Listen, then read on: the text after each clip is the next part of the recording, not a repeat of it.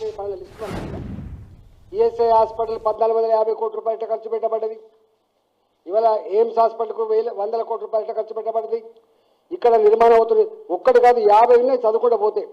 IIT Hyderabad 1089 కోట్ల రూపాయలు. National animal resource facility for biomedical research 346 కోట్ల రూపాయలు. ఎయిమ్స్ బీబీ నగర్ 1366 కోట్ల రూపాయలు. ఇట్లా ఈఎస్ఐసి సూపర్ స్పెషాలిటీ హాస్పిటల్ నిర్మాణం 663 కోట్ల రూపాయలు. ఈఎస్ఐసి మెడికల్ కళాశాల 1438 కోట్ల రూపాయలు. సివిల్ ఏవియేషన్ రీసెర్చ్ ఆర్గనైజేషన్ 353 కోట్ల రూపాయలు. ఇట్లా వేల కోట్ల రూపాయలు. మౌలానా ఆజాద్ నేషనల్ ఉర్దూ యూనివర్సిటీ చివరికి దానికి కూడా 105 కోట్ల రూపాయలు. ఇట్లా చెప్పుకుంటూ పోతే వందలు ఉన్నాయి. నిర్భయ ఫండ్ కింద కూడా హైదరాబాద్లో నిర్భయ ఫండ్ కింద కూడా మీరు కెమెరాలు పెడతా అంటే ఆడబిడ్డలకు రక్షణ ఇస్తా అంటే 123 కోట్ల రూపాయలు ఇచ్చింది.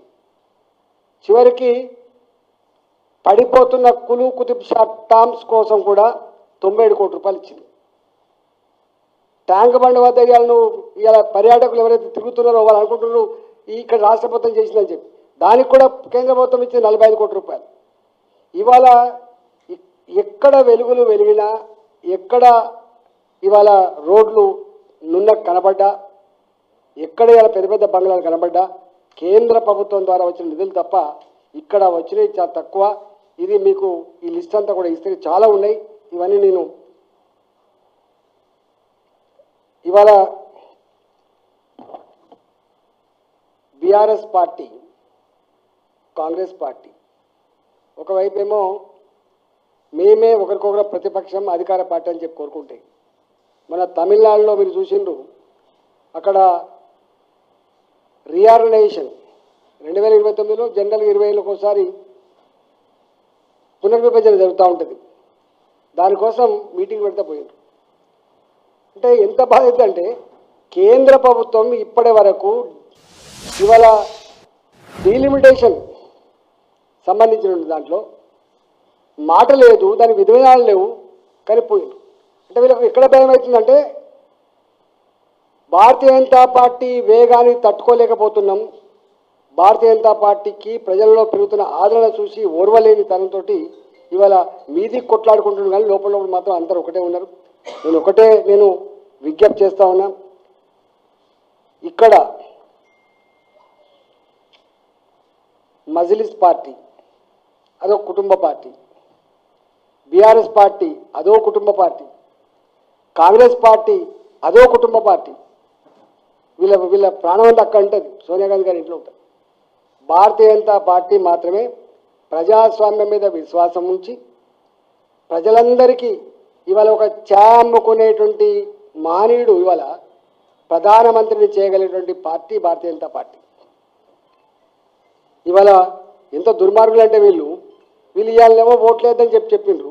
ఓడిపోతామని తెలిసి కూడా ముర్ము గారి మీద పోటీ పెట్టింది వీళ్ళు.